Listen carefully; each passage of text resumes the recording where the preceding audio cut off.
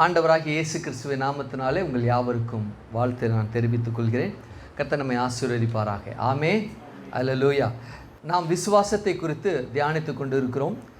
எபிரேயரின் புத்தகம் 11:1 விசுவாசமானது நம்பப்படுகிற உறுதியும் காணப்படாதவிலின் நிச்சயமாய் இருக்கிறது என்று சொல்லி, அப்போது விசுவாசத்தை இந்த எபிரேயர் ஆசிரியர் என்ன சொல்கிறாருன்னா, ஒரு பொருளை போல என்ன செய்கிறார், பேசுகிறார். அந்த பொருள் நமக்கு எப்போ கொடுக்கப்பட்டது என்றால், நாம் எப்போ ரட்சிக்கப்பட்டோமோ தேவன் நமக்கு ஒரு வெகுமதியை போல இந்த விசுவாசத்தை நமக்கு கொடுத்தார்.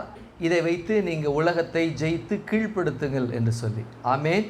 அல்லேலூயா. அப்போது விசுவாசத்தை குறித்து நாம் தியானித்து கொண்டு இருக்கிறோம். இதில் எபேசியரின் புத்தகம் 1:13 நீங்கள் உங்கள் இரட்சிப்பின் சுவிசேஷமாகிய சத்திய வசனத்தை கேட்டு விசுவாசிகள் ஆன பொழுது வாக்குத்தத்தம் பண்ணப்பட்ட பரிசுத்த ஆவியால் அவருக்குள் முத்திரை போடப்பட்டீர்கள். அவருக்கு சொந்தமானவருடைய மகிமைக்கு புகழ்ச்சியாக மீட்கப்படுவார்கள். நம்ம ஒவ்வொரு வார்த்தையாக என்ன செய்தோம், தியானித்து கொண்டிருக்கிறோம். மீட்கப்படுவார்கள் என்று சொல்லி அந்த வார்த்தையை நாம் பார்த்து கொண்டு இருக்கிறோம். ஆமென். அல்லேலூயா. அப்போது மீட்கப்படுவார்கள் என்ற அந்த சொல்லானது ஒரு காலத்தில், அதாவது எதிர்காலத்தில் பேசப்பட்ட அந்த வார்த்தையாக தான் இருக்குது. எப்போ ஒரு மனிதன் ரட்சிக்கப்படுகிறானோ, மீட்கப்படுவார்கள் என்ற வார்த்தை அந்த மகனுக்குள்ளே மீட்கப்பட்டான் என்றும் மீட்கப்படுகிறான் என்றும், மீட்கப்படுகிற நேரத்தில் அந்த நாட்டில் அந்த நிமிஷத்தில் மீட்கப்படுகிறான் என்றும், அது அந்த அனுபவத்தை பெற்று உடனே அவன் எப்படின்னா மீட்கப்பட்டான் என்று அந்த வார்த்தை என்ன செய்கிறது, அவனுக்குள்ளே பேலன்ஸ் செய்கிறது, கிரியை செய்கிறது. அந்த மீட்கப்படுகிறான், மீட்கப்படுவான் என்ற வார்த்தை மீட்கப்பட்டான் என்ற வார்த்தை ஆகி நம்ம எதில் செய்யணும், மீட்கப்பட்டோம் இல்லையா. இந்த சபையும் இந்த சபை தலைவர்களும் மீட்கப்பட்டான் என்ற வார்த்தையை நல்லா போதிக்கிறாங்க. நல்லது தான், ரொம்ப சரி. எதில் மீட்கப்பட்டாங்க என்று சொல்லுகிறாங்கன்னா, பிசாசு, பாவம், சாபம் ஆகியவற்றிலிருந்து நாம் மீட்கப்பட்டோம் என்று சொல்கிறாங்க. அது 100% உண்மை. ஆனால் அதோடு நின்று விடாமல் மீட்பினுடைய அதோடு பெறப்பட்ட பேக்கேஜாக பெறப்பட்ட இன்னும் காரியங்கள்லாம் இருக்குது. அது என்னவென்றால் சுகம். அதை ஆண்டவராகிய கர்த்தர் அந்த மீட்பில் வைத்திருந்தார். அதை நாம் உடையவர்களாக இருக்கிறோம். அப்போ சபையானது இந்த பூமியில் இருக்கிற மக்கள், இந்த பூமியில் இருக்கிற ஜனங்கள் எல்லாம், நீங்கள் இந்த நோய் உங்களுக்கு உலகத்தில் இருக்குது அப்படின்னா, நீங்களும் மனிதனாக இருக்கிறபடினால ஆவிக்குரிய ரீதியில் இருக்கிற உங்களுக்கும் அது சம்பவிக்கும். ஏன்னா ஆவி மீட்கப்பட்டிருக்கு, சரீரம் மீட்கப்படவில்லை. ஆகையினால நீங்கள் என்ன செய்வீங்க அப்படின்னா, இந்த பூமியில் நீங்கள் இருக்கிற வண்ணம் இந்த உலகத்தில் பலன் செய்வது போல உங்களுக்கு பலன் தான் செய்யும் என்று சொல்லிவிடுகிறார்கள், பேசிவிடுகிறார்கள். சபையும் பேசிவிட்டது, அதையும் சபையும் கேட்டுவிட்டது. காலாகாலமாய் கேட்ட, காலாகாலமாய் வந்த அந்த வார்த்தையானது சபைக்குள்ள பலன் செய்து கொண்டு இருக்கிறது. என்ன பலன் என்றால், இந்த உலகத்தில் எல்லாருக்கும் சரீரத்தில் வியாதிகள், பலவீனங்கள் எப்படி பலன் செய்கிறதோ சம்பவிக்கிறதோ, அதுபோல கிறிஸ்தவர்களுக்குள்ள, அந்த ரட்சிக்கப்பட்டவர்களுக்குள்ள, கிறிஸ்தவர்களுக்குள்ள ரட்சிக்கப்பட்டவர்களுக்குள்ள பலன் செய்து கொண்டிருக்கிறது. ஏனென்றால் போதிக்கப்பட்ட வண்ணமாக. அப்போ ஆண்டவர் சொன்னார், நீங்கள் கேட்கிறவர்களை குறித்து ஜாக்கிரதையாக இருங்கள் என்று தேவன் சொல்லியிருக்கிறார். முதல்ல நாம் எதை கேட்கிறோமோ அதை விசுவாசிப்போம். அந்த விசுவாசித்ததை நாம் என்ன செய்வோம், நம்முடைய வாழ்க்கையில் அபியாசப்படுத்துவோம், அதாவது ப்ராக்டிஸ் பண்ணுவோம், செயல்முறைப்படுத்துவோம். அப்போது எவைகளை கேட்கிறோம் என்பது ரொம்ப ஜாக்கிரதையாக இருக்கணும். அப்போ நம்முடைய சபையில் போதிக்கப்படுகிற காரியம் என்னவென்றால், நமக்கு சரீரத்தில் இந்த பூமியில் இருக்கும் பொழுது வியாதிகள் வராது, இருக்கக்கூடாது என்பதை போதிக்கிறோம். ஏன் அப்படின்னா, இந்த பூமியில் நாம் இருக்கும் பொழுது நாம் எப்படி இருக்கிறோம், ஆண்டவராகிய இயேசு கிறிஸ்து எப்படி இருக்கிறாரோ அவ்வண்ணமாகவே நாம் இந்த பூமியில் இருக்கிறோம். அப்படியே பேசுது வேதம். பூமியில் இந்த ஆண்டவராகிய இயேசு கிறிஸ்து எப்படி இருக்கிறாரோ, இப்பொழுது எப்படி இருக்கிறாரோ அவ்வண்ணமாகவே நம்ம பூமியில் நாம் இருக்கிறோம் என்பதை தெளிவாக பேசுகிறது. அப்போ ஆண்டவர் தலைவலியோட, மூச்சு திணறலோட, இந்த வீசிங்கோட, அல்லது டயபெட்டிஸோட, அல்லது கால் வலியோட, கை வலியோட, இருதய வலியோட, கண்ணு வலியோட, காது வலியோட அவர் இருந்துகிட்டு இருக்காரா? இல்லை. அப்ப அவர் இருக்கிற வண்ணமாகவே இருக்கிறார் என்றால், அவர் எப்படி இருக்கிறார் என்றால், அந்த வேதத்தில் சொல்லப்பட்ட அந்த வாக்கியம், அவர் சரீரத்தில் எப்படி தோற்றம் அளிக்கபடியாக அவர் இருக்கிறார், அதுபோலவே நாமும் ஆவிக்குரிய மனிதனாகிய நாம் அப்போ வண்ணமாகவே இந்த பூலோகத்தில் வாழ்ந்து கொண்டு இருக்கிறோம் என்பதை பேசுகிறது. அப்போ எதில் மீட்கப்பட்டிருக்கிறோம் அப்படின்னா, நோயிலிருந்தும் நாம் மீட்கப்பட்டிருக்கிறோம் என்பதுதான் நிதர்சனமான உண்மை. அப்போ நோயிலிருந்து மீட்கப்பட்டிருக்கிறோம் அந்த வார்த்தையானது, அப்போ சபை என்ன செய்து விட்டு போதிக்கப்பட்டிருக்க வேண்டும். அப்படி போதித்திருந்தனால் எப்போ இந்த சபையானது, ஆவிக்குரிய சபையானது இந்த பூமியில் தேவனுடைய வல்லமையினால, தேவனுடைய கரத்தினால, ஆவியானவரால் ஸ்தாபிக்கப்பட்டதோ அப்பொழுதே பேசப்பட்டிருக்க வேண்டும். ஆனால் ஆதி திருச்சபையில் போதிக்கப்பட்டது. ஆவிக்குரிய சபையில் என்ன செய்யப்பட்டிருக்கு? ஆவிக்குரிய சபையில் போதிக்கப்பட்டது. ஆனால் 2ஆம் 3ஆம் நூற்றாண்டுகளில் அது என்ன செய்யப்படவில்லை? போதிக்கப்படவில்லை. 1ஆம் நூற்றாண்டில் போதிக்கப்பட்டது. எப்படி போதிக்கப்பட்டதுன்னா, உலகத்தில் உங்களுக்கு உபத்திரம் உண்டு, எதனால? சுவிசேஷத்தின் நிமித்தமாக உபத்திரம் உண்டு என்பதுதான் பேசுகிறது. சுவிசேஷத்தின் நிமித்தமாக ஆண்டவரை பற்றி பேசும் பொழுது, இந்த உலகத்தில் உள்ள பிசாசானவன் அல்லது ஒரு மனிதனுக்குள்ள இந்த பிசாசானவன் அதை ஏற்றுக்கொள்ளாமல் அவனை தனக்குள் அடக்கி வைத்து கொள்ளும்படி அவனுக்குள் இருக்கிற பிசாசு எதிர்த்து நம்ம என்ன செய்யும்? போராடும். ஆகினால உலகத்திற்கு உங்களுக்கு உபத்திரம் உண்டு என்று ஆண்டவராகிய தேவன், ஆண்டவராகிய இயேசு கிறிஸ்து சொல்லி இருக்கிறார். அப்போ அப்போஸ்தலனாகிய பவுல் என்ன சொல்றாருன்னா, இங்க சபை நிமித்தமாக, கட்டுதல் நிமித்தமாக, சுவிசேஷத்தின் நிமித்தமாக, நீங்க அப்போஸ்தலர் 5 வாசித்து பார்த்தீங்கன்னா, சுவிசேஷத்தின் நிமித்தமாக தான் அவர்கள் அடிபட்டாங்க, வேதனைப்பட்டாங்க. அப்ப எந்த விதத்திலும் அவங்க என்ன செய்யப்படவில்லை? வேதனை அவர்களுக்கு இல்லை. வேதனை இல்லை. சரீரத்தில் இரத்த சாட்சி என்ன செய்தாங்க? மரித்தாங்க. ஆமென், அல்லேலூயா. அப்போ சரீரத்தில் காணப்படுகிற அவர்கள் எதை போதித்திருக்க வேண்டும் என்றால், நோயிலிருந்தும் நாம் கர்த்தராகிய தேவன், ஆண்டவராகிய இயேசு கிறிஸ்து தன்னுடைய இரத்தத்தினால கழுவி நம்மையும் மீட்டெடுத்தார் என்று என்ன செய்திருக்க வேண்டும்? போதித்திருக்க. அப்படி போதித்திருந்தார்கள் என்றால், இன்றைக்கு கிறிஸ்தவ உலகத்தில் அல்லது கிறிஸ்தவ வாழ்க்கையில் கிறிஸ்தவர்களுக்குள்ள பலவீனம் என்ற அந்த சொல் எப்படிப்பட்டதாக இருந்திருக்கும் என்றால், அறியாத வண்ணமாகவே இருந்திருக்கும். அறியாத வண்ணமாகவே இருந்திருக்கு. ஆனால் என்ன செய்யலை? அவர்கள் அதை போதிக்கவில்லை. அவர்கள் கேட்பதை குறித்து அவர்கள் என்ன செய்ய பண்ணவில்லை? ஒரு ஜாக்கிரதையாக இல்லாதபடினால அந்த கேட்பதை குறித்து அவர்களுக்கு ஒரு கரிசனை அல்லது ஒரு ஸ்திரம், அந்த கேட்பதை குறித்து ஒரு நாலேஜ், அவங்களுக்கு ஒரு அறிவு இல்லாததுனால என்ன ஆயிடுச்சுனாக்கா, அது சபைக்குள்ள, கிறிஸ்தவ உலகத்துக்குள்ள, கிறிஸ்தவர்களுக்குள்ள பேலன்ஸ் செய்ய ஆரம்பித்தது என்று நான் சொல்லுவேன். அப்ப மீட்கப்படுவார்கள். ஆண்டவராகிய இயேசு கிறிஸ்து இந்த பூலோகத்தில் இருந்த பொழுது, அவர் இயேசு கலிலேயா எங்கும் சுற்றி நடந்து அவர்களுடைய ஜெப ஆலயங்களில் உபதேசித்து ராஜ்யத்தின் சுவிசேஷத்தை பிரசங்கித்து ஜனங்களுக்கு உண்டாயிருந்த சகல வியாதிகளையும் நோய்களையும் நீக்கி சொஸ்தமாக்கினார்.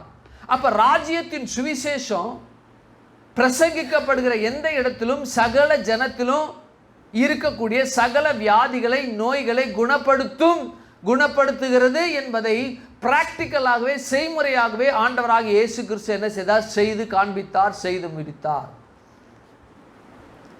அப்ப ராஜ்யத்தின் சுவிசேஷம் எங்கெல்லாம் பிரசங்கிக்கப்படுகிறதோ அங்கெல்லாம் நோயிலிருந்தும் விடுதலை உண்டு என்பதை பிரசங்கிக்கப்பட வேண்டும். ஆமென், அல்லேலூயா. அப்ப தன்னோடு இருந்த, தான் வாழ்ந்த நாட்களில் இருந்த அந்த பகுதியில் இருந்த வியாதிகள், சகல வியாதிகள், சகல நோய்கள் அவர் இந்த ராஜ்யத்தை, தேவனுடைய ராஜ்யத்தை ஸ்தாபிக்க வந்த ராஜாதி ராஜா, கர்த்தாதி கர்த்தர், இந்த உலகத்தினுடைய பலன் செய்து கொண்டிருக்கிற சகல வியாதிகளையும் நோய்களையும் கண்டு அவரால் சகித்து கொள்ள முடியவில்லை. என்ன செய்யல? சகித்து கொள்ள முடியல. எல்லோரையும் என்ன செய்தார்? சுகம்படுத்தினார். அந்த ராஜ்யத்துக்குள்ள வரும்படி, அந்த ராஜ்யத்துக்குள்ள இருக்கிற பலனை பெற்றுக்கொள்ளும்படி அவர்களுக்கு என்ன செய்தார்? வழி உண்டாக்கினார், கண்களை திறந்தார். ஆமென், அல்லேலூயா. அப்ப சுகம் என்னது? நம்முடைய சொத்து. இதெல்லாம் சொல்லுங்க. சுகம் என்னுடைய சொத்து. இதை கல்வாரி சிலுவையில் எனக்காக இயேசு தந்துவிட்டார். ஆமென். கரங்களை தட்டி ஆண்டவருக்கு நன்றி செலுத்தும். ஆமென், அல்லேலூயா. இதை என்ன செய்தோம்? ஆண்டவர் எனக்காக பெற்று கொடுத்து விட்டார், வைத்து விட்டார். அதை நான், எனக்கு உரியது, அது எனக்கு உரியது, வேற யாருக்கும் கிடையாது. நல்லா கவனிச்சிங்க. இந்த பூலோகத்தில் இருந்தவர் கானானிய ஸ்திரீ என்ன செய்தா? ஆண்டவரே, என் பிள்ளை பிசாசினால் கொடிய வேதனைப்படுகிறா, சுகமாக்குங்க. ஒரு வார்த்தை பேசவே இல்லை. ஒரு வார்த்தை பேசவே இல்லை. அவ எங்க போனாலும், ஆண்டவராகிய இயேசு கிறிஸ்து எங்க போனாலும் அந்த கானானிய ஸ்திரீ என்ன செய்கிறான்? ஆண்டவராகிய இயேசு கிறிஸ்துக்கு பின்பாக கடந்து சென்று, ஆண்டவரே சுகப்படுத்தும், ஆண்டவரே சுகப்படுத்தும், ஆண்டவரே சுகப்படுத்தும், சுகப்படுத்தும் நச்சரிச்சுக்கிட்டே இருப்பான். சொல்லுவாங்க இல்லையா, நார வாயின்ட்ட இருந்தாலும் இருக்கலாம், நச்சு வாயின்ட்ட இருக்க முடியாதுன்ட்டு. நார வாயின்ட்ட கூட இருந்துடலாம், ஆனால் நச்சு வாயின்ட்ட இருக்கவே முடியாது அப்படின்னு சொல்லுவாங்க. சரியான நச்சரிச்சுக்கிட்டே இருந்தா கானானிய ஸ்திரீ. அவர் அமைதியாக இருக்கு, ஏன்னா ஒரு பொறுமையின் தேவன் இல்லையா, பொறுமையாக இருக்கார். ஆனால் கூட வந்தவனுக்கு சைக்கிள், என்ன செய்யறது? ஆண்டவரே ஏதாவது இவள்கிட்ட சொல்லி விடுங்க, நோய் நோய் நோய் நோய்னு எங்கே போனாலும் வந்துக்கிட்டே இருக்கிறான். கேட்குறவங்கள்ட்ட, அவளை குறித்து வக்காலத்து வாங்குறவங்கள்ட்ட பார்த்து பேசினாரு. பிள்ளைகளின் அப்பம் பிள்ளைகளுக்குன்னாரு. ஆமென், அல்லேலூயா. கல்வாரி சிலுவையில் சம்பாதித்து வைத்த அந்த ரட்சிப்பின் மூலமாக கிடைக்கப்பட்ட அந்த ஆரோக்கியம் எனக்கு மாத்திரமே தான், உலகத்தில் உள்ளவங்களுக்கு இல்லை. ஆமென், அல்லேலூயா. பிள்ளைகளின் அப்பம் பிள்ளைகளுக்கு. அப்படின்னா சுகம், ஆரோக்கியம், செழிப்பு, ரட்சிப்பு, ஆத்தும விடுதலை, சாபத்திலிருந்து விடுதலை, நோயிலிருந்து, பிசாசிலிருந்து, சாபத்திலிருந்து, பாவத்திலிருந்து விடுதலை எனக்கு மாத்திரம்தான். அதை வைத்து விட்டார். ஆமென், அல்லேலூயா. அப்போ அந்த பிள்ளைகளின் அப்பத்தை, ஒரே ஒரு அப்பத்தை மாத்திரம் எடுத்துட்டு, ஒரு இட்லி இருக்கு, தக்காளி சட்னி, வெங்காய சட்னி, தேங்காய் சட்னி, புதினா சட்னி, கொத்தமல்லி சட்னி, சாம்பார், இங்கே வடகரி, ஒரு 4 இட்லி இருக்குது. எனக்கு எதுவுமே வேண்டாம், வெறும் இட்லியை மாத்திரம் நான் சாப்பிட்றேன்னு சாப்பிட்டா என்ன வச்சவங்களுக்கு எப்படி இருக்கும்? இவனுக்கு போய் நான் வச்சேன் பாரு, எல்லாத்தையும் டேஸ்ட் பாருங்க. கர்த்தர் நம்ம கல்வாரி சிலுவையில் எல்லாத்தையும் ருசிக்க அதை கொடுத்திருக்கிறார். ஆமென். சாபம், பாவம், பிசாசு, நோயிலிருந்து, இன்னொரு விஷயம் இருக்குது, இந்த வறுமையிலிருந்து அதை நான் வர்றேன். ஆமென், மீட்கப்படுவார்ங்கிறதுல அதில் வருகிறேன். ஆமென், அல்லேலூயா. அப்போ எல்லாவற்றையும் என்ன சுவைத்து அனுபவிக்க வேண்டும் என்பதற்காக தான் ஆண்டவராகிய இயேசு கிறிஸ்து கல்வாரி சிலுவையில் நமக்காக சம்பாதித்து வைத்தவைகள் அவைகள். தக்காளி சட்னி, வெங்காய சட்னி, புதினா சட்னி, கொத்தமல்லி சட்னி, தேங்காய் சட்னி, இன்னும் என்னது சாம்பார், இவைகளெல்லாம் என்னது வைத்திருக்கிறார். அப்படியே பார்க்கவே வண்ணமயமாக, அப்படியே கலராக நல்ல வாசனையாக எப்படி இருக்கு, சாப்பிட சாப்பிட அப்படியே ஆண்டவர் அதான் நமக்கு வச்சுருக்காரு. ஒன்று மாத்திரம் நான் சாப்பிட்றேன் ஏசப்பா, அது மாத்திரம் எனக்கு போதும், ரட்சிப்பு மாத்திரம் எனக்கு போதும். வெங்காய சட்னி ஆகிய இந்த பாவம், சாபம், பிசாசு என்று சொல்லக்கூடிய இந்த வெங்காய சட்னி மாத்திரம் போதும். அப்போ செழிப்பு வேணாம், நான் வீட்டுக்குள்ளேயே மூளையில் உட்காந்து ஈர துணியை கட்டிக்கிட்டு மண்ணை தின்னுக்கிட்டு நான் இருக்கிறேன். அப்படியே அதுக்கு சாப்பிட்றா மகனே, உனக்கு இல்லாதா? சாப்பிட்றா, உனக்கு எல்லாவற்றையும் நான் உனக்கு வைத்திருக்கிறேன், எல்லாவற்றையும் நான் உனக்கு வைத்திருக்கிறேன், என்ன செய்ய, எடுத்து அனுபவி என்று சொல்லுகிறார். ஆமென், அல்லேலூயா. அப்போ மீட்கப்படுவார்கள் என்ற விஷயத்துல தேவன் எதை வைத்திருக்கிறார்? நோயில்லாத, நோயிலிருந்து நமக்கு விடுதலையை, நோயிலிருந்து நாம் மீட்கப்பட்டோம் என்பதை என்ன செய்த வைத்திருக்கிறார். கடந்த நாட்களில், கடந்த வாரத்தில் இந்த மீட்கப்படுவார்கள் இது நம்முடைய உள்ளத்தில், நம்முடைய அணுக்கல்ல எப்படி பேலன்ஸ் செய்து கொண்டு இருந்தது என்பதை குறித்து என்ன செய்து தியானித்தோம். அதை குறித்து நம்ம இன்று ஆழமாக பார்ப்போம் என்று சொன்ன இல்லையா? பார்ப்போம். ஆமே, அல்லேலூயா. அப்போ மீட்கப்படுவார்கள் அப்படின்னா ரகசியவர்களை நாம் மீட்கப்படுவதற்காக நம்ம வைக்கப்பட்டிருக்கிறோம். ஒன்று, பாவம், பிசாசு, சாபத்திலிருந்து மீட்கப்பட்டோம். இந்த பூலோகத்தில் வாழும் பொழுது நோயிலிருந்து மீட்கப்பட்டு, வறுமையிலிருந்து மீட்கப்பட்டு, நாம் சுகமாக சுகித்து ஆண்டவர் வைத்திருக்கிற எல்லா காரியத்தையும் அனுபவிக்கும்படியாக, கிறிஸ்துவின் நாமத்தை உயர்த்தும்படியாக, மகிமைப்படுத்தும்படியாக. இதே எபேசியர் 3ஆம் அதிகாரம், இதே எபேசியர் 3ஆம் அதிகாரம் 21 பார்த்தீங்கன்னா, சபையிலே கிறிஸ்து இயேசுவின் மூலமாக தலைமுறை தலைமுறைக்கும் சதா காலங்களின் மகிமை உண்டாவதாக. மகிமை உண்டான சதா காலங்கள் தலையிலிருந்து அப்படியே லைட் அடிக்கிறது, அப்படியா? தலையிலிருந்து அப்படியே ஒளிவட்டம் சுற்றுது, மகிமை சுத்துது, அப்படியா? இல்லை. தேவன் வைத்திருக்கிற காரியத்தை நாம் அனுபவித்து, ஆண்டவரே உமக்கு மகிமை உண்டாவதாக, தேவன் வைத்திருக்கிற காரியங்களை நாம் பெற்று அனுபவித்து நமக்கு உண்டாகி அவைகளை நாம் பெற்றுக்கொண்டு நமக்கும் நம்முடைய குடும்பத்திற்கும் நம்முடைய சந்ததிக்கும் அது உடையதாகி அவர்களும் அதை பெற்றுக்கொண்டு ஆண்டவருடைய நாமத்தை மகிமைப்படுத்துகிற அந்த மகிமை. நம்ம ஒவ்வொரு நாளும் சபைக்கு வரும் பொழுது ஆராதிக்க வருகிறோம், ரொம்ப சந்தோஷம். அவரை துதிக்க வருகிறோம், ரொம்ப சந்தோஷம். செய்தியை கேட்கிறோம், ரொம்ப சந்தோஷம். அப்போ துதிக்க வருகிறோம், ஆராதிக்க வருகிறோம், செய்தியை கேட்கிறோம், அதோடு போய்விடுகிறதல்ல. நாம் வெறும் கையோடு நாம் வந்தது, வெறும் கையோடு நாம் வந்தவர்களை ஆண்டவர் வெறும் கையோடு அனுப்புகிற தேவன் அல்ல. எல்லாவற்றையும் கல்வாரி சிலுவையில சம்பாதித்து வைத்த சகல காரியங்களையும் சுதந்திரித்துக் கொள்ளும்படியாக இந்த சபையில வைத்திருக்கிற அனைத்து காரியங்களும் பெற்றுக்கொள்ளும்படியாக தான் சபையில நாம கூடி வந்திருக்கோம். பிசாசு கொள்ளையடித்தவைகளை கல்வாரி சிலுவையின் மூலமாக வெற்றி சிறக்க வைத்து சபையில நமக்கு முன்பாக ஒரு பொற்குவியலாக, இந்த உலகம் பெற்றிராத, இந்த உலகம் கண்டிராத, இந்த உலகம் அடைந்திராத சகல வஸ்துகளையும் சபையிலே நமக்காக வைத்திருக்கிறார். அதை ஒரு பெரிய துண்டு வேணா வச்சுங்க, அல்லது பெட்ஷீட் வேணா வச்சுங்க, கொள்ளையிட்டு செல்லும்படி என்ன செய்யறோம்? வருகிறோம் ஒவ்வொருவரும் சபையில்.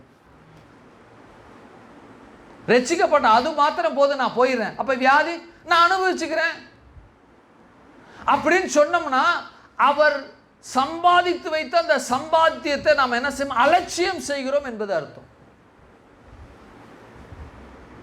அலட்சியம் செய்கிறோம். போன வாரத்துக்கு முந்தின வாரம் பார்த்தேன் இல்லையா?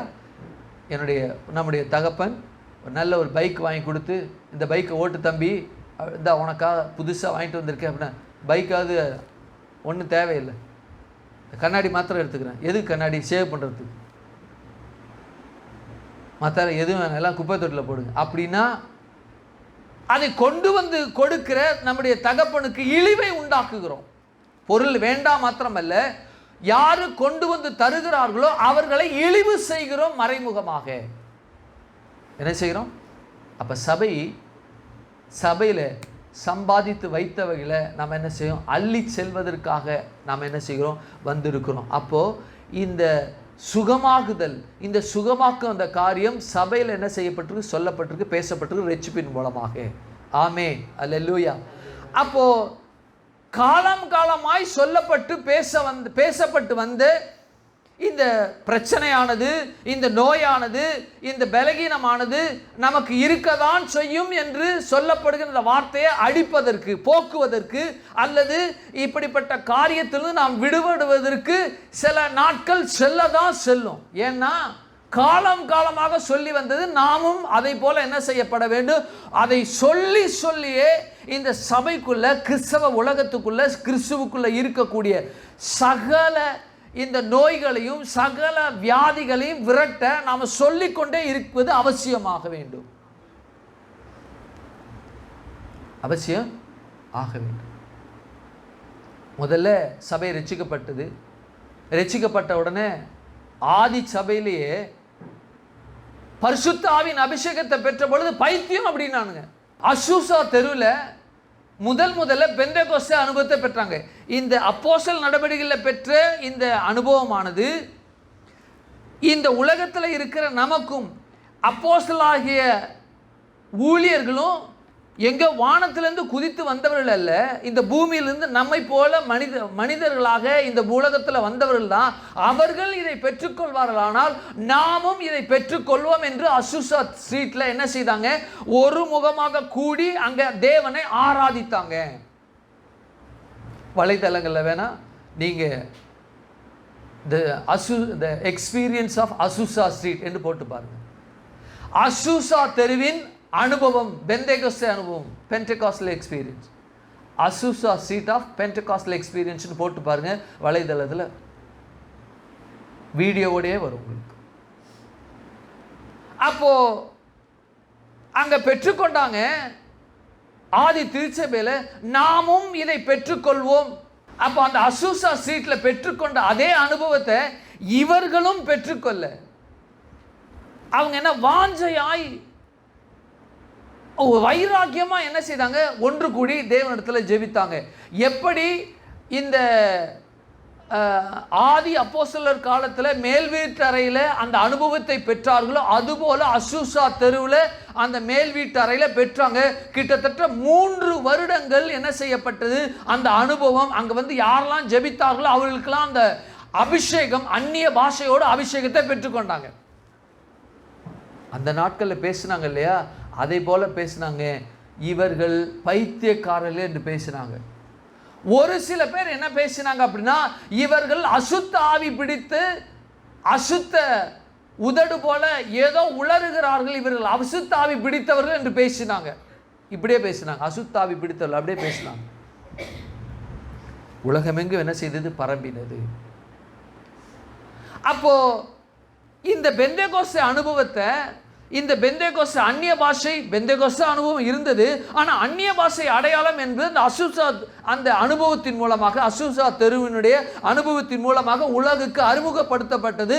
அறிமுகப்படுத்தப்பட்டபடியினால தான் அந்த உலகமெங்கும் இந்த அந்நிய பாஷை அடையாளம் என்கிற காரியத்தை அவங்க பெற்று அனுபவிக்க முடிந்தது.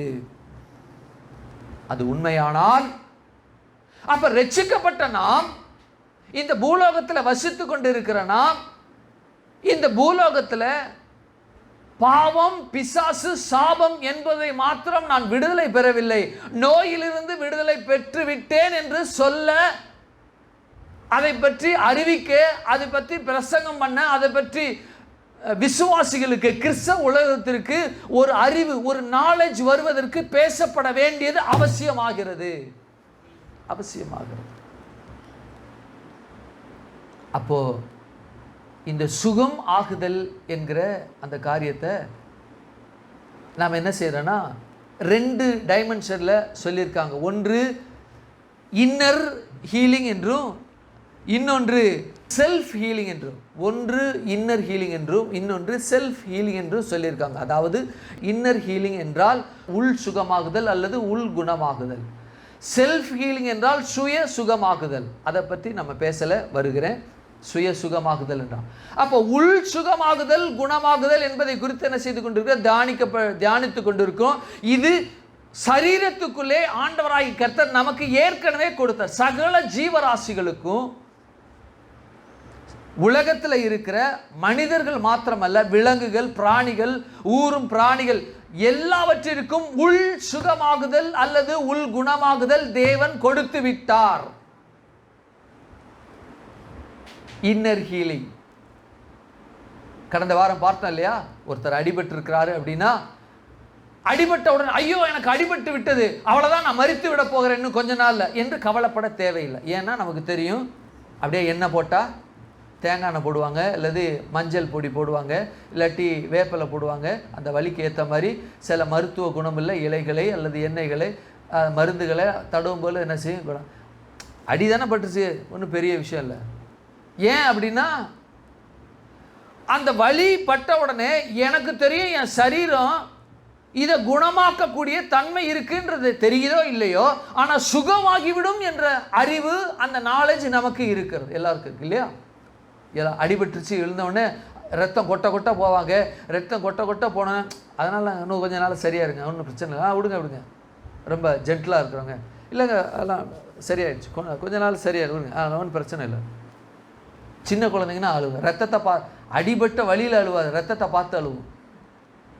சின்ன பையன் இருக்கான், அடிபட்டா எந்திரிச்சு உட்காந்துக்குவான், ஒன்று வலியெல்லாம் பொறுத்துக்குவான். ஆனால் ரத்தம்னு ஒன்று ரெட் கலரில் அவன் சரீரத்திலேருந்து வந்துருச்சு அப்படின்னா ரத்தத்தை பார்த்தா அழுவான். ஏன்டா அழுகுற அப்படின்னா ரத்தம் வருதும்பான். அப்போ வலியை பற்றி தெரியாது, ரத்தம் வந்துருச்சுங்கிறதுக்காக அழுவான். ஏன்னா ரத்தம் வந்துருச்சுன்னா நம்ம உயிரோடு இருக்க மாட்டோம் போல இருக்குது. அவன் என்ன நினைக்கிறானோ தெரியாது, ஆனால் அழுவான். சிறு பிள்ளைகள்லாம் என்ன செய்வாங்க, அழுவாங்க. அப்போது இந்த இன்னர் ஹீலிங் என்ன செய்யுது அப்படின்னா, நம்ம உடலுக்குள்ள இரத்தத்துக்குள்ள என்ன செய்யப்பட்டிருக்கு, தேவன் அதை வைத்திருக்கிறார். WPC, ஒயிட் பிளட் கார்பசல்ஸ் என்ற அந்த தன்மையின் மூலமாக, அந்த பொருள் மூலமாக இரத்தத்தில் என்ன செய்திருக்கிறார், அந்த தன்மையை நமக்கு வைத்திருக்கிறார். சரி, இந்த தன்மை என்ன செய்யப்பட்டிருக்கு, எனக்கு உள்ள கொடுக்கப்பட்டிருக்கிறது. இந்த இன்னர் ஹீலிங் இருப்பது நிமித்தமாக, நல்லா கவனிச்சிங்க, இந்த இன்னர் ஹீலிங் இருப்பதனால எனக்கு ஒரு வாழ்க்கையினுடைய அல்லது எதிர்காலத்திற்குரிய ஒரு நம்பிக்கை எனக்கு பிறக்கிறது. நல்லா கவனிச்சிங்க, வாழ்க்கையை குறித்து, எதிர்காலத்தை குறித்து ஒரு நம்பிக்கை பிறக்கிறது. நம்பிக்கை பிறக்கிறது. நான் அடிபட்டுட்டேன், இதோடு நான் நின்று விடுவதில்லை, நான் சுகமாகி மறுபடியும் நான் என்ன செய்வேன், என்னுடைய சராசரி வேலையை நான் செய்வேன் என்ற எண்ணம் அவனுக்குள்ள வருகிறது. வருகிறதா? வருகிறது. எதனால? தேவன் அந்த தன்மையை ஒவ்வொரு மனுஷனுக்குள்ள, பறவைகளுக்குள்ள, மிருகங்களுக்குள்ள, ஊரும் பிராணிகளுக்குள்ள அதை வைத்திருக்கிறார். பள்ளிலாம் பார்த்தீங்க அப்படின்னாக்கா தன்னை தப்புவித்துக் கொள்வதற்காக தன்னுடைய வாளை அறுத்து விட்டு ஓடும், பயங்கரமாக துடிக்கும். அப்போ துரத்தி வருகிற அந்த அனிமல் அல்லது வேற ஒரு பிராணி என்ன செய்யும்னா, ஓடுகிற பள்ளியை விட்டுவிட்டு அறுத்து விட்டு விழுந்த அந்த துடிக்கின்ற அந்த பள்ளியினுடைய வாளை பிடிச்சுக்கிட்டு ஓடும். ஆனால் பள்ளிக்கு தெரியும் நாம் இதோட செத்து போயிடுவோம்லாம் ஓடாது. என்ன செய்யும், தனக்கு அருந்த வாள், அறப்பட்ட வாள், தன்னால் அறுக்கப்பட்ட அந்த வாளானது முளைத்து விடும் என்று அதுக்கு தெரியும். அப்போ என்ன இருக்கு, அதற்கு ஒரு நம்பிக்கை இருக்கிறது. ஒரு உள் சுகமாகுதல், உள் குணமாகுதல் என்கிற தன்மையை தேவன் அவர்களுக்குள்ள, அந்த அவைகளுக்குள்ள, அந்த மனுஷருக்குள்ள வைத்திருக்கிறபடினால என்ன செய்யும், ஒரு நம்பிக்கை உண்டு. இருக்கா? மனுஷன் என்ன செய்கிறான், பேசுகிறான். மனிதன் என்ன செய்கிறான், பேசுகிறான். தன்னுடைய வார்த்தையினால அவைகளை என்ன செய்யலாம், மக்களுக்கு அல்லது தனக்குத்தானே அதை தெரிவித்துக்கான். அடிதானே பட்டுச்சு, கொஞ்ச நாள் ஆறி போயிடும், சரியாயிரும், அவ்வளோதானே என்று சொல்லி தனக்குத்தானே என்ன செய்யறான், அவன் பேசிக்கொள்ளுகிறான். பூச்சி பேசுதா என்னன்னு தெரியாது, பள்ளி வேற விலங்கினங்கள் பேசுதா என்னன்னு தெரியாது, காக்கா பறவையினங்கள் பேசுதா தெரியாது, விலங்கினங்கள் பேசுதா, ஆனால் மனுஷன் என்ன செய்கிறான், பேசுகிறான். மனிதன் என்ன செய்கிறான், பேசுகிறான். அப்போ மனிதன் அவைகளை பேசுகிறான். ஆமென், அல்லேலூயா. இந்த தன்மையை என்ன செய்கிறார், தேவன் ஒரு மனுஷனுக்குள்ள அவைகளை கொடுத்திருக்கிறார். இப்போ நம்ம என்ன செய்ய போகிறோம், ஒரு வீடியோ நம்ம பார்க்க போகிறோம். அந்த வீடியோ நம்ம பார்த்துட்டு மறுபடியும் என்ன செய்வோம், இந்த செய்திக்குள்ளே நாம் கடந்து செல்வோம். இந்த வீடியோ ரொம்ப முக்கியமானது. இதை பற்றி இந்த அறிவியல், அதாவது மருத்துவ உலகம் என்ன பேசுகிறது என்பதை நம்ம தெரிந்து கொண்டோம் அப்படின்னா, இந்த தேவன் வைத்திருக்கிற அந்த தன்மையும் வேதம் பேசுகிற தன்மையும் உண்மை, இது நமக்குத்தான், இந்த சுகமாகுதல் குணமாகுதல் என்பது நமக்குத்தான் என்பதை ஊர்ஜிதமாக ஆணித்தரமாக நம்ம புரிந்து கொள்வதற்கு இது ஏதுவலாக, இது ரொம்ப உதவியாக இருக்கும். நம்ம பார்ப்போம், இதை பாருங்க. Healing is done by your own immune system and not by the surgery or by any medicine that you take. I was a student in the 50s in Madras, and opposite our big hospital, which is Asia's biggest hospital those days, there was a doctor called UL Janardhan Rao or someone. The old man will have a stethoscope. Once I saw that, it's about a meter long, because he doesn't touch these patients. You know, poor patients, they smell and all, they don't take bath, he thinks. So he has an assistant who takes a chest piece and puts it on the patient's chest like that. Very interesting thing happens. Patient comes in, he is ushered in, he says, Enna in Tamil means what? And by the time he opens his mouth, that fellow is, Jargandi, like in Tirupati temple, he is already Jargandi next. And in between, the chest piece touches the patient once. That's all what happens. And obviously, patients get better, otherwise they won't come back. My former chief in Harvard, who is 92 years old, still directs research, Saparwala Sahab. His name is Bernard Lown, who is a Nobel laureate. He said none of these people scientifically require bypass surgery. So he devised a new study. Patient comes, number 1, goes to theatre A. Patient comes, number 2, goes to theatre B. And the protocol in theatre A was anesthetize, operate, send. In B was anesthetize, keep him sleeping. When he wakes up, tell him he had a wonderful operation, send. Do nothing. Okay? 298 here and 299 here. Now at the end of 5 years, all these 299 who went to theatre B are perfect. In A, half of them, the chest pain did not go. The other half of the half are with their maker in heaven. The remaining half of the half, they are having ADR, adverse drug reactions, because of ticlopidine, aspirin, and what have you, all the blood thinners. They have had cerebral hemorrhage, this, that, problems. But those who went to theatre B are all happy. Now what happened to them? They were told at the end, when they woke up from anesthesia, your operation has been very successful. That's it. That's called the placebo effect. The body's immune system corrects it, and the same nature does what it does. அப்போ நம்ம பார்த்தோம் இல்லையா?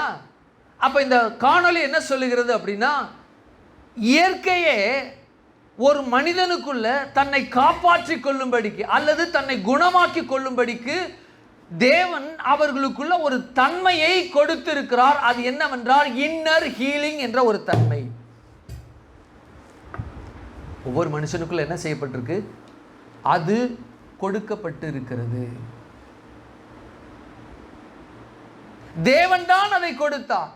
அப்ப தேவனுடைய ராஜ்யத்தில் அவருடைய பிள்ளைகளுக்கு தேவன் இதை கொடுத்திருக்கிறார் அப்படின்னா எவ்வளவு அதிக நிச்சயம் பாருங்க.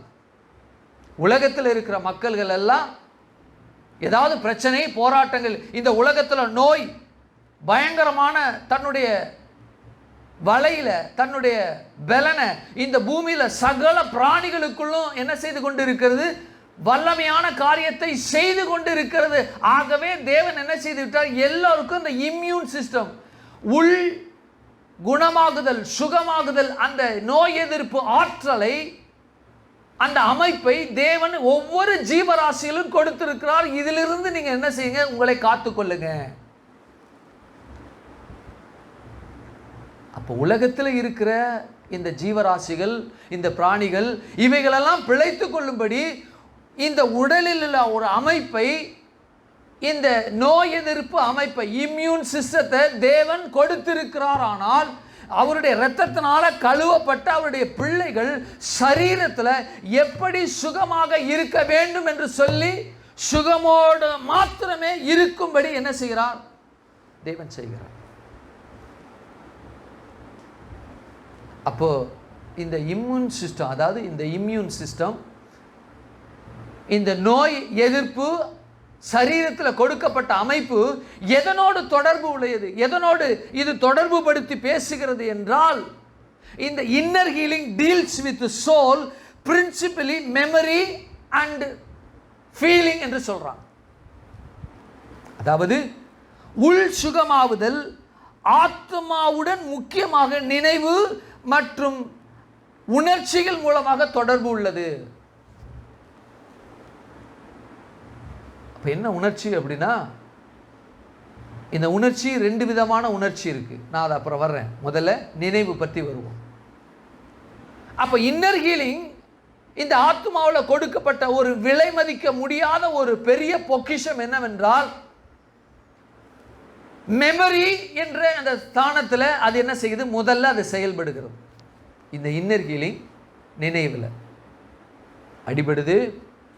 அடிபட்ட உடனே அந்த அடிபட்டதை பார்க்குறாங்க. அந்த பார்க்குற அந்த அடிபட்ட அந்த காயத்தை பார்த்த உடனே என்ன செய்கிறாங்க? தன்னுடைய நிலையை அறிகிறாங்க. முதல்ல நினைவு. எப்படின்னா, சின்ன பிள்ளை தானே, சீக்கிரம் போயிடுங்க சொல்கிறாங்களா?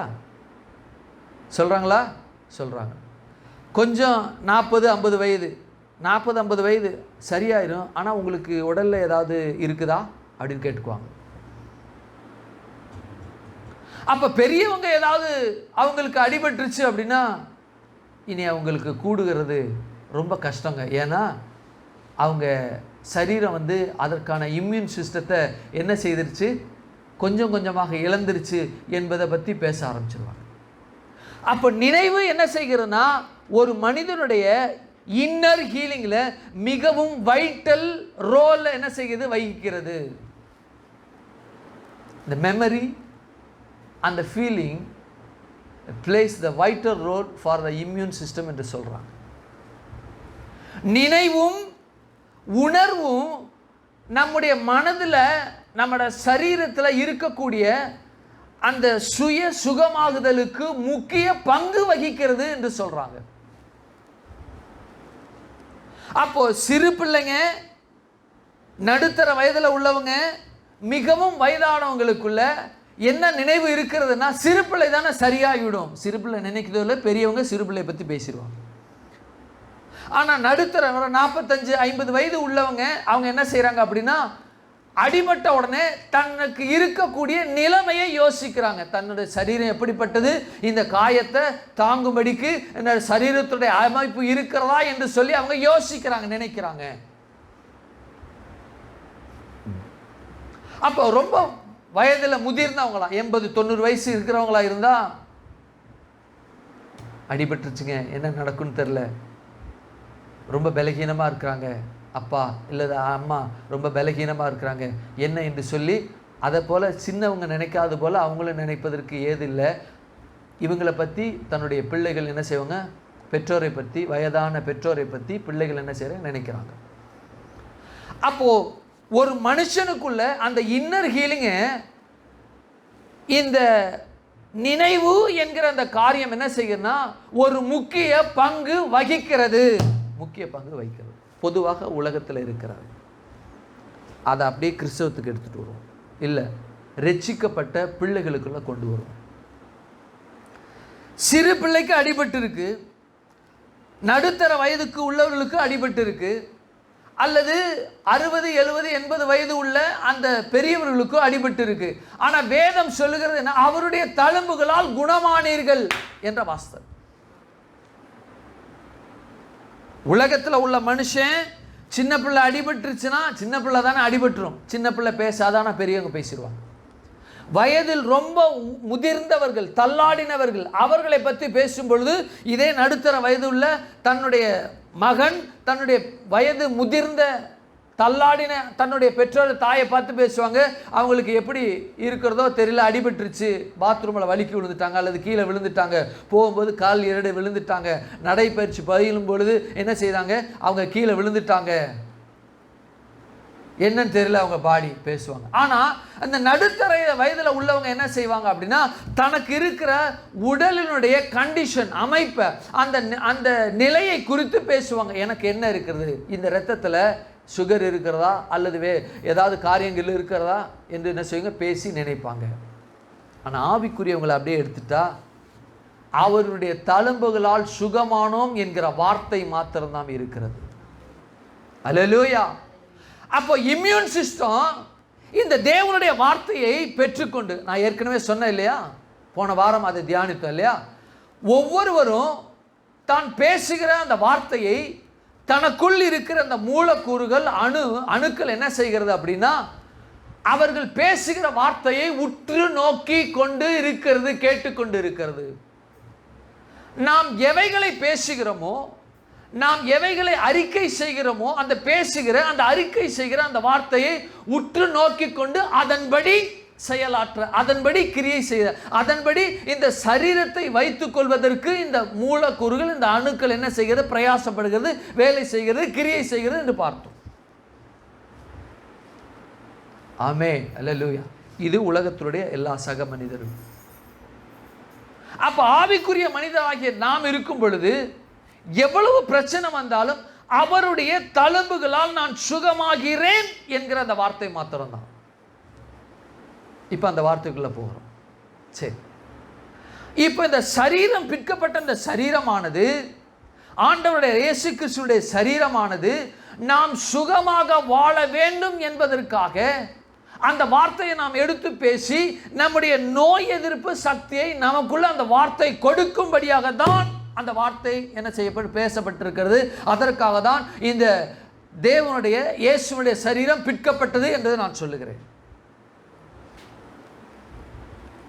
உலகத்தில் உள்ள ஜனங்கள் பிரச்சனைகள், நோய், வியாதி வந்துச்சுன்னா மருத்துவரை தேட மருந்தை தேடி ஓடுகிறாங்க. கிறிஸ்தவர்கள் மருத்துவரை தேடி மருந்தை தேடி ஓடுகிறார்கள். தவறு அல்ல. நீங்கள் மருந்தை தேடி போகக்கூடாது என்று நான் போதிக்கவில்லை, போங்கள். ஆனால் அதற்கு மேலாக, அதற்கு உயர்வாக, அதற்கு உன்னதமாக அவருடைய தழும்புகளால் நான் குணமாகிறேன் என்கிற வார்த்தை ரொம்ப அவசியம். மருந்து நம்முடைய சரீரத்தை சுகமாக்குகிறது, உண்மைதான், உதவி செய்கிறது, அவ்வளோதான். சுகமாக்குகிறது என்பதை காட்டிலும் நம்முடைய சரீரத்தில் இருக்கிற இந்த நோய் எதிர்ப்பு அமைப்பை இன்னும் வலுவுள்ளதாக்க அது என்ன செய்கிறதுனாக்க நமக்குள்ளேருந்து செயல்படுகிறது, கிரியை செய்கிறது, நமக்குள்ளேருந்து தூண்டுகிறது, அவ்வளவுதான். அப்போ எப்பெல்லாம் அடிபடுகிறதோ, எப்பெல்லாம் ஒரு பிரச்சனைகளுக்குள்ள வருகிறதோ, உடனே என்ன செய்யப்படுதுன்னா அவருடைய தழும்புகளால் நான் சுகமாகி விட்டேன் என்கிற வார்த்தை மாத்திரம்தான் நான் பேச நாம் அழைக்கப்பட்டுறோம் அவருக்குள்ள. இந்த வார்த்தை என்ன செய்யணும், எனக்குள்ள இருந்து, நமக்குள்ள இருந்து, கிறிஸ்தவ உலகத்திற்குள்ள இருந்து நோயில்லாத வாழ்க்கையை வாழும்படி அந்த வார்த்தையானது என்ன செய்யப்படும், நமக்குள்ள பேசப்படுகிற வார்த்தை பேலன்ஸ் செய்யும். அப்ப நம்முடைய நினைவு எப்படிப்பட்டதா இருக்கும்? நம்முடைய மனது புதிதாக வேண்டும். காலம் காலமாக பேசப்பட்டு வந்த, காலம் காலமாக உரைக்கப்பட்டு வந்த இந்த உங்களுக்கு உலகத்தில் இருக்கிறபடி நீங்க வாழ்கிறபடினால, உலகத்தில் மனிதன் இருக்கிறபடினாலே நீங்களும் இருக்கிறபடினால, இந்த உலகத்தில் நீங்களும் அதை போலவே இருக்கிற தன்மை உங்களுக்கு இருக்கு என்ற காரியத்தை காலம் காலமாக கேட்டு வந்த அந்த காரியத்திலிருந்து என்ன செய்யும், மாறுதலாக என்ன செய்யப்பட வேண்டும் என்றால் ஒரு மாற்றம், நமக்கு ஒரு எண்ணம் காணப்படும். நம்முடைய சிந்தனையில முதலில் மாற்றம் உண்டாக வேண்டும். நான் இந்த பூமியில சரீரத்தில் வேதனையோடு, பலகீனத்தோடு, நோயோடு நான் வாழ்வதற்காக தேவன் என்னை அழைக்கவில்லை என்பதை முதல்ல நம்ம தெரிஞ்சுக்கணும். அப்ப அந்த வாழ்க்கையானது, அந்த வார்த்தையானது நம்முடைய எண்ணத்தில், இந்த மெமரியில் என்ன செய்யணும், மூன்றை கட்டப்பட்டதாக இருக்கும். தண்ணி தாகமாக இருக்குது, தாகம் எடுக்கிற மாதிரி இருக்குது, உடனே என்ன செய்யணும், தண்ணியை தேடுறோம் இல்லையா? தாகமாக இருக்குது, தண்ணியை தேடுறோம் அப்படின்னா என்ன அது நமக்கு உடல் நமக்கு உணர்த்துகிறது என்றால், என்னுடைய சரீரத்தில் தண்ணீருடைய அளவு குறைந்து விட்டது. அந்த தண்ணீருடைய அளவை சரி செய்வதற்காக என்னுடைய உடல் தண்ணியை நோக்கி தேடுகிறது. நாவு அந்த தண்ணியை பருகும்படி, நம்முடைய வாய் அதை பருகும்படி நம்முடைய சரீரம் என்ன செய்யணும், தாகத்தை உண்டாக்கும். அப்பா உன் பாடியில் தண்ணி கம்மியாயிடுச்சு, தண்ணி குடிப்போ, எப்பா யாராங்க அங்கே தண்ணி கொண்டு வா அப்படின்னு பேசாது. தம்பி ஏய் போய் தண்ணி எடுத்துட்டு வா, பேசாது. மகனே ஷெக்கீன், மகனே ஷாலோம், போய் என்ன செய்ய, தண்ணி கொண்டு வா, பேசாது. தண்ணி நாவு வரலும் என்ன செய்யும், நாவு வரலும் இருங்க தண்ணி குடிச்சுக்க.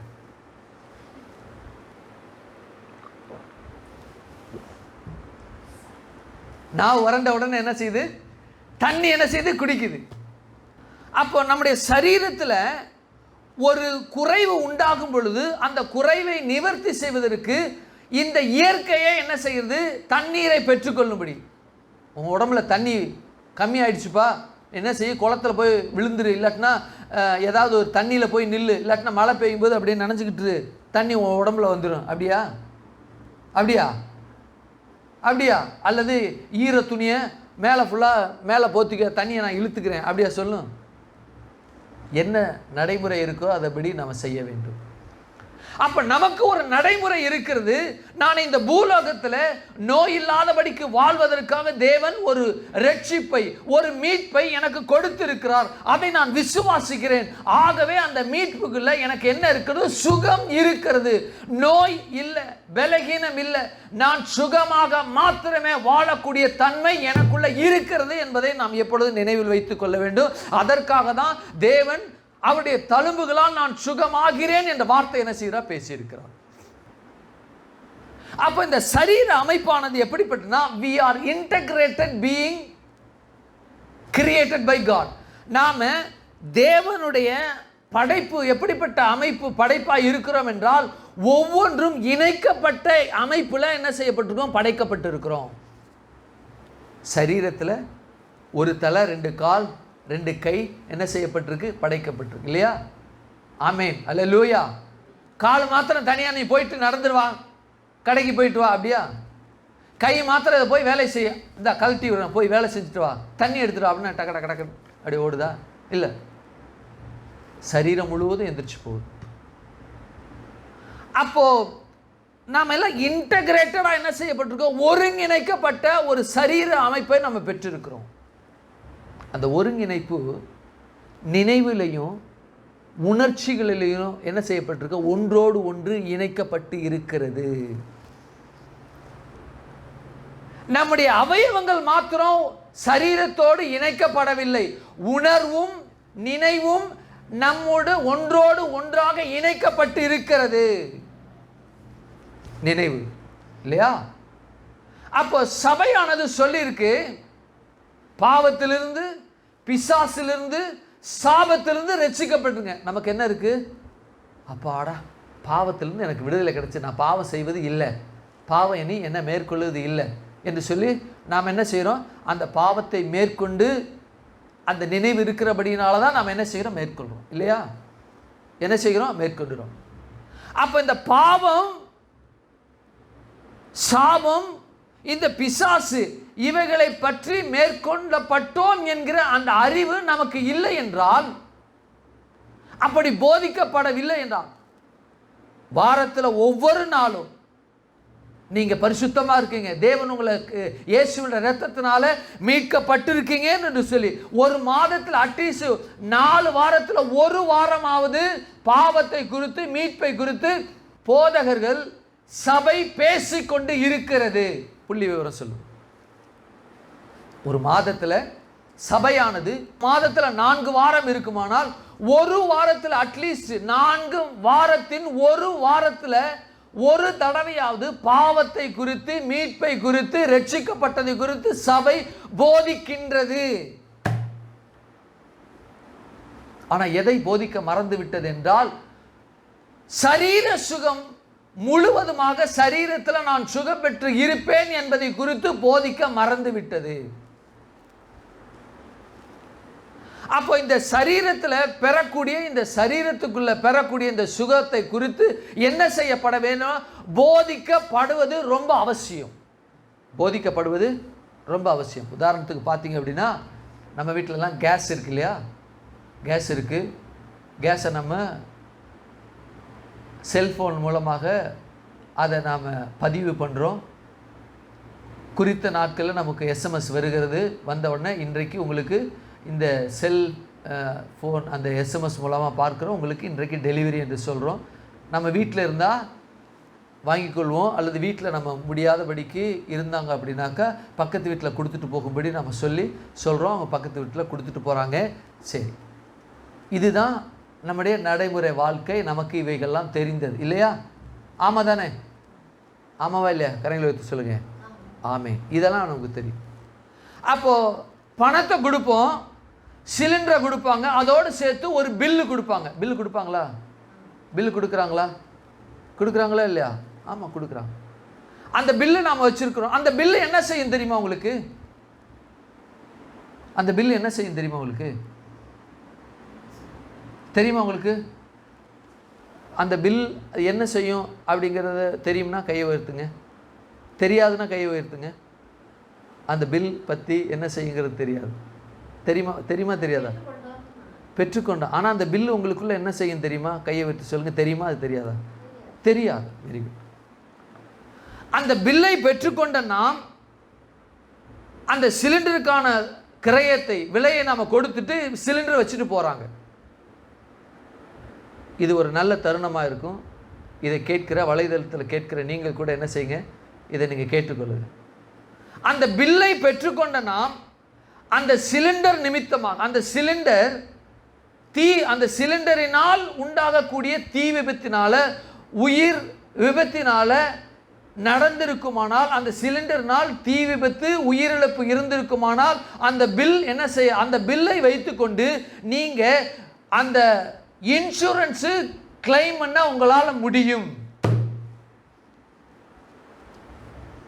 அந்த இன்சூரன்ஸ் காப்பீட்டு தொகையை சிலிண்டர் வாங்கும் அந்த பில்லிலேயே சேர்த்து அந்த தொகையும் நீங்க செலுத்துறீங்க. எத்தனை % செலுத்துறீங்க என்ற விவரம் தெரியாது. ஆனால் 100% நீங்க பில் வாங்குகிற, சிலிண்டருக்கான பில் வாங்குகிற அந்த பில்லில் அந்த சிலிண்டர் மூலமாக தீ அல்லது உயிரிழப்பு அதன் மூலமாக ஏற்படுமானால், அந்த உயிரிழப்புக்காக ஈடாக அல்லது அந்த பொருள் இழப்பிற்கு ஈடாக அந்த பில்லிலேயே நீங்க காப்பீட்டு தொகையை அதில் செலுத்துறீங்க, இன்சூரன்ஸ் அதில் செலுத்துறீங்க.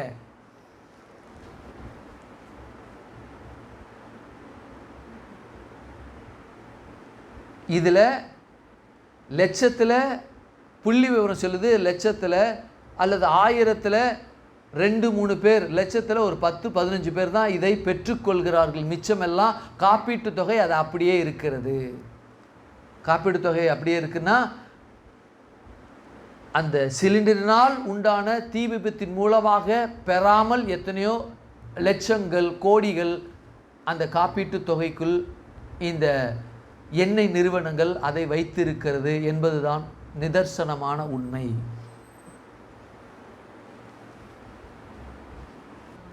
அப்ப இதை குறித்து ஒரு விழிப்பு உணர்வு கொடுப்பது ரொம்ப அவசியம் இல்லையா? அந்த பில்லை பெற்றுக்கொள்ளும்போது அம்மா நீங்கள் பெற்றுக்கொள்றீங்க, ரொம்ப சந்தோஷம். இந்த பெற்றுக்கொண்ட இந்த சிலிண்டர் தீ விபத்தினால பொருளில் சேதமோ அல்லது உயிர் சேதமோ ஏற்படுமானால் நீங்கள் இதில் உங்களுக்கு காப்பீடு தொகை இருக்குது. இந்த காப்பீடு தொகையை நீங்கள் கட்டுகிற இந்த பில் பணத்தின் மூலமாக தான் நீங்கள் பெற்றுக்கொள்கிறீங்க என்பதை அவங்க சிலிண்டர் கொண்டு வந்த அந்த ஏஜென்ட்ஸ் உள்ள அந்த சிலிண்டர் டெலிவரி மேன் சொல்லுவது இல்லை. ஒவ்வொரு தடவையும் சொல்லணும். ஒவ்வொரு தடவையும் என்ன சொல்லப்பட வேண்டும், சொல்ல வேண்டும். அப்படியே ஒவ்வொரு தடவையும் அவங்க சொல்லி இருந்தார்களானால் ஏற்பட்டிருந்த அல்லது இனிமேல் வரக்கூடிய இந்த தீ அல்லது சிலிண்டர் மூலமாய் பொருள் சேதம் மற்றும் உயிர் சேதங்களுக்கு என்ன செய்யும், காப்பீடு கிடைக்கும். காப்பீடு என்ன செய்யும், கிடைக்கும். அது என்ன செய்ய முடிவதில்லைன்னா, அவர்கள் பெற்றுக்கொள்ள அவர்களுக்கு பேசப்படுவது இல்லை. அதுபோல சபையானது சுகமாக மாத்திரமே இருப்பீர்கள் என்று சொல்லக்கூடிய இந்த வார்த்தையானது என்ன செய்யப்படவில்லை, பேசப்படவில்லை. ஆனால் இந்த பில்லில் எப்படி அந்த காப்பீடு பற்றி சொல்லப்பட்டிருக்கோ, இதுபோல உங்களுக்கும் சரீரத்திற்கான காப்பீடு இருக்கிறது. சுகமாக மாத்திரமே வாழ்வீர்கள் என்ற காப்பீடு இதற்குள்ள இருக்கிறது. இந்த இரத்தத்துக்குள்ள, இந்த இரட்சிப்புக்குள்ள, மீட்கப்படுவீர்கள் என்ற வார்த்தைக்குள்ள நீங்கள் சுகமாக மாத்திரமே வாழ்வீர்கள் என்ற அந்த காப்பீடு உங்களுக்கு இருக்கிறது. அந்த காப்பீட்டு தொகையை நீங்கள் செலுத்தவில்லை, இயேசு உங்களுக்காக செலுத்தி இருக்கிறார். என்ன செய்யிருக்கா, இயேசு செலுத்தி இருக்கிறார். அதை நம்ம என்ன செய்கிறோம், ஒவ்வொரு நாளும் பெற்றிருக்கிறோம்.